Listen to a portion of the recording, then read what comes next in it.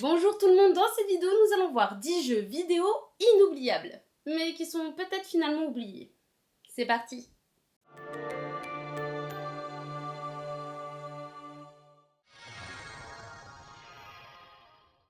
Stranglehold est un jeu vidéo de tir à la troisième personne développé par Tiger Hill Games, créé par John Woo et édité par Midway.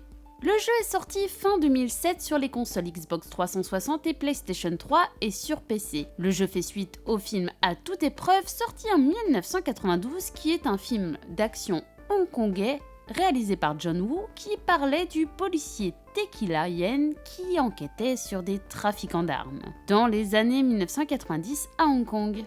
Dans le jeu, on retrouve Chow Yun-fat alias Inspecteur Tequila qui veut se venger. Mêlant amour, criminalité et trafic, on retrouve notre personnage toujours épris de violence qui ira jusqu'au bout.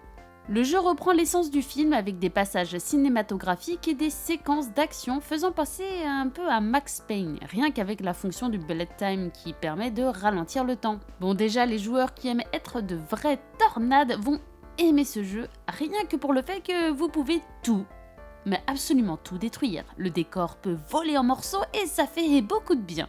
D'ailleurs, visuellement, le jeu est beau et les effets sont de grande qualité rien que quand on détruit l'environnement, rendant le jeu très réaliste. Étant fan de Max Payne, j'aime beaucoup les ralentis qui permettent une meilleure précision et qui, je sais pas, donnent un aspect classe aux affrontements.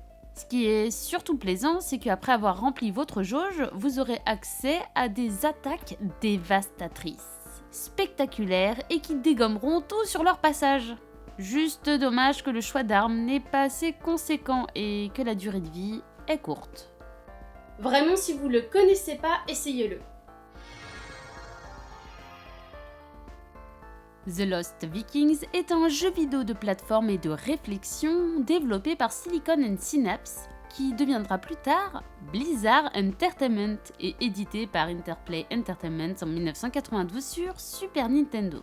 Puis il a été porté en 1993 sur Amiga, DOS et Mega Drive et même en 2003 sur Game Boy Advance.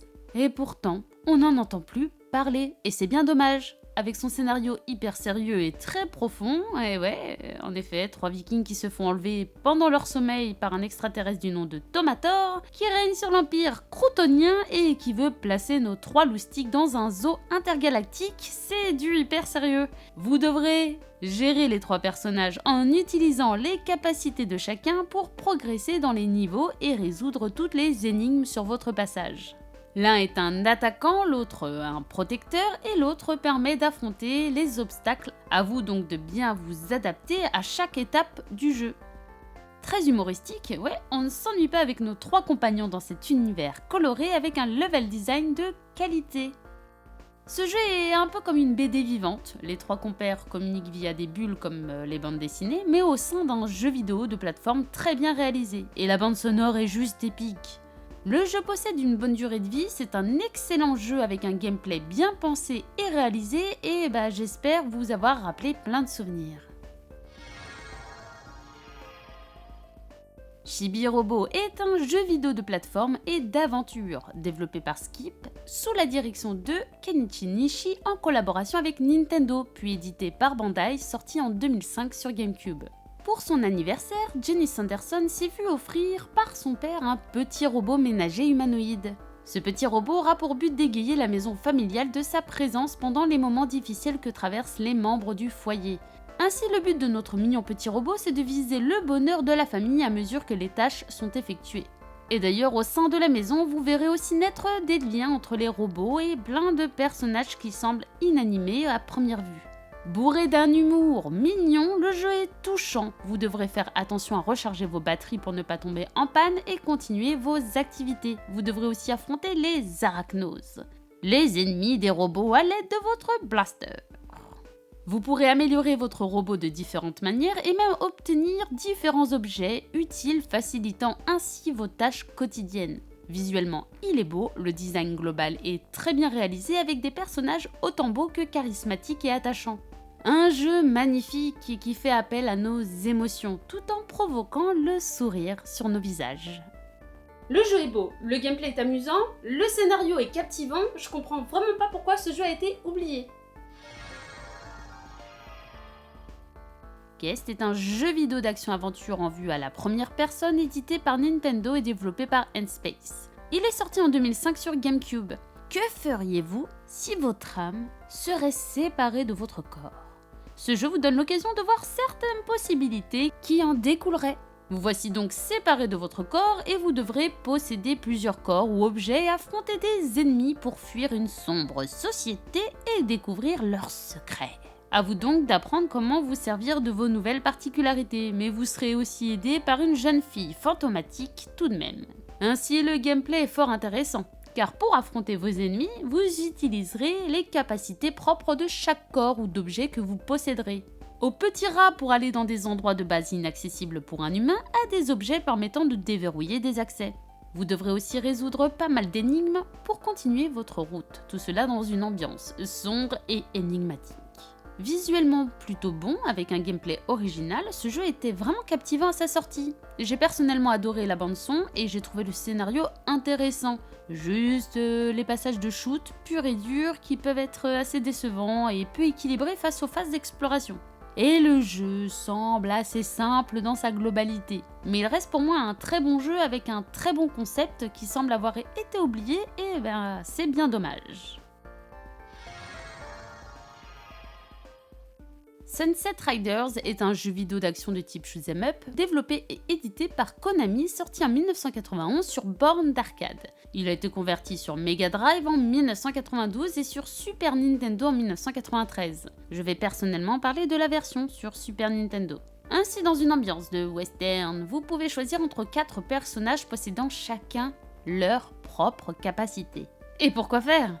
Eh bien parce que vous allez devenir des chasseurs de primes affrontant de très dangereux malfrats. Scrolling latéral en 2 dimensions, vous irez de l'avant affrontant vos ennemis tel un cow-boy qui aime vivre dangereusement. Le gameplay est fluide, la prise en main est agréable, une grande palette d'actions est disponible sans complexifier la maniabilité. Le jeu est bien rythmé, les affrontements sont intéressants et équilibrés. Mais attention, vous ne serez pas tranquille pour autant car à la moindre inattention de votre part, c'est le trépas assuré. Et oui, car ici mourir c'est facile, à la moindre attaque vous pourrez succomber. Plutôt réaliste du coup. Quelques bonus vous aideront dans votre progression, mais il vous faudra quand même être toujours vigilant à la moindre chose et faire preuve de précision pour être le premier à éliminer l'ennemi et pas être celui qui sera éliminé.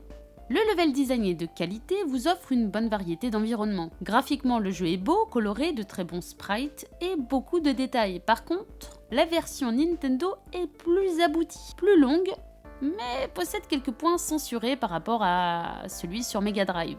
Quant à la bande-son, elle nous met grave dans l'ambiance des terres arides et des hors-la-loi. Très immersives, elles sont vraiment faites pour ce jeu. Un jeu donc devenu culte et qui pourtant est peu évoqué. Et c'est bien dommage. C'est vrai qu'on n'en entend pas trop parler et pourtant il est vraiment génial. Skull Monkeys est un jeu vidéo de plateforme en 2D en pâte à modeler développé par The Neverhood et édité par Electronic Arts, sorti en 1998 sur PlayStation. Il fait suite à The Neverhood. Vous incarnez Clayman, qui part sauver sa patrie et les Skull Monkeys des griffes de Clog, chassé de Neverhood dans le premier épisode, et qui est tombé sur la planète Iznak. Très humoristique, cet opus n'en ratera pas une pour vous donner le sourire. L'aventure sera très agréable, car la maniabilité est véritablement plaisante, et quand je vous disais que le jeu est hyper drôle, c'est que quand même vous pouvez sauter sur vos ennemis avec votre postérieur tueur. Oui, vous avez bien entendu. Et n'oublions pas l'arme, la tête péteuse. Bref, et ça entre autres power-up aussi efficace que farfelu. Mais ne pensez pas que le jeu est facile. Avec 19 mondes et avec pas moins de 95 niveaux, ne croyez pas une seule seconde que vous allez les traverser tranquillement. Mais pas d'inquiétude, la difficulté est progressive et c'est plutôt jouissif. Et finalement, ça rend le jeu pas ennuyant et c'est cool le challenge dans les jeux histoire de bien mériter notre victoire. Il y a dans cet opus des secrets à découvrir et tout cela dans des environnements originaux et bien faits. Car oui, visuellement, les niveaux sont magnifiques, avec des décors variés de qualité, mais surtout, la bande-son, mémorable, incroyable, qui sait nous interpeller à chaque moment du jeu. En conclusion, avec un gameplay agréable, une bande-son géniale, un scénario non dépourvu d'humour, ce jeu est une pépite qu'il faut rappeler. Headhunter est un jeu vidéo d'action-aventure développé par Amuse et publié par Sega en 2001 sur Dreamcast. Il a été adapté sur PlayStation 2 en 2002.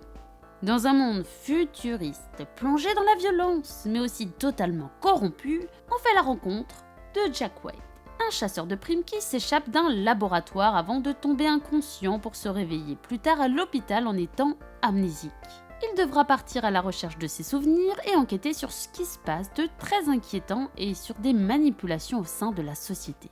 Headhunter est un jeu complet, action et action. Ouais, vous serez toujours dans l'action. Piloter, explorer, combattre, enquêter, infiltrer, vous allez pouvoir faire plein de choses et les faire bien.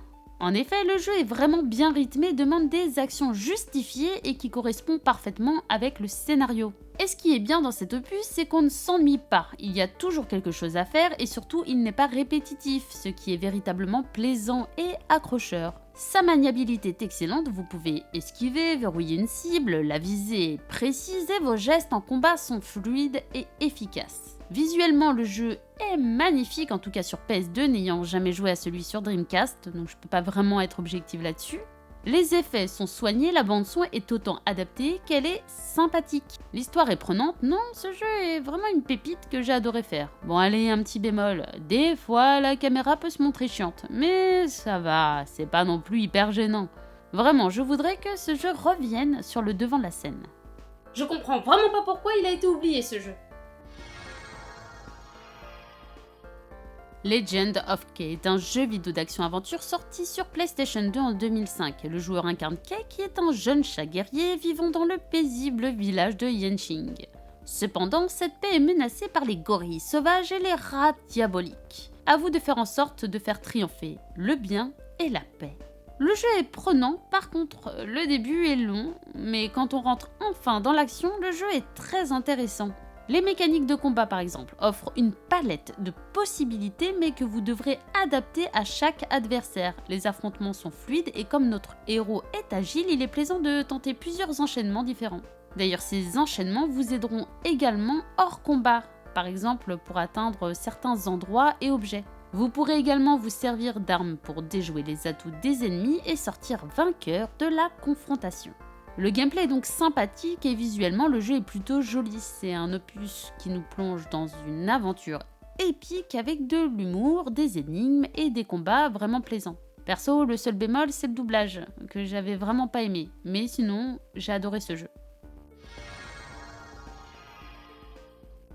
Billy Hatcher and the Giant Egg est un jeu vidéo développé par la Sonic Team et édité par Sega pour la console de jeu Nintendo GameCube sortie en 2003. L'histoire commence lorsque Billy Hatcher est transporté dans le monde enchanté de Morningland, autrefois habité par les poulets, mais qui a été envahi par les corbeaux et leur dangereux chef Darkraven. Billy Hatcher enfile donc un costume de coq et part sauver le monde de Morningland avec des œufs. À vous d'accomplir des missions pour aider les poules et les poulets, et tout cela dans des niveaux vraiment fun. Bon, parfois un peu répétitif dans le but des missions, mais le gameplay reste tout de même hyper plaisant. En effet, il est vraiment bien réalisé, à vous de bien maîtriser vos œufs et de vous en servir comme il faut. Vous pourrez les améliorer, comme les faire grandir par exemple, et même les faire éclore. Et c'est ce qui est agréable autant que hilarant dans ce jeu. Avec plusieurs possibilités que nous offrent les œufs, vous pourrez progresser dans cette aventure farfelue. Et puis le mode multi est vraiment sympathique et promet de très bons moments, vraiment. Visuellement, le jeu est beau et coloré et la bande-son sait nous mettre dans l'ambiance fun du jeu. Le jeu n'est pas fait pour être compliqué, il est fait pour être agréable et fait pour nous amuser. Et c'est réussi, moi j'adore ce jeu. Déjà que la GameCube était une super console, alors avec ce jeu, c'était encore mieux. Gex est un jeu vidéo de plateforme en 2D édité et développé par Crystal Dynamics, sorti sur 3DO en 1995 puis sur PlayStation et Saturn et PC. Gex est accro à la télévision. L'histoire met en scène donc Gex, un gecko vert sarcastique et passionné de télévision.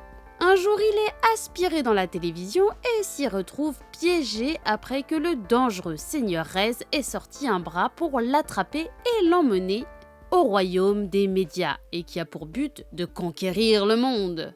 Ainsi, Gex devra tout faire pour déjouer les mauvais plans de ce seigneur et pour enfin rentrer chez lui.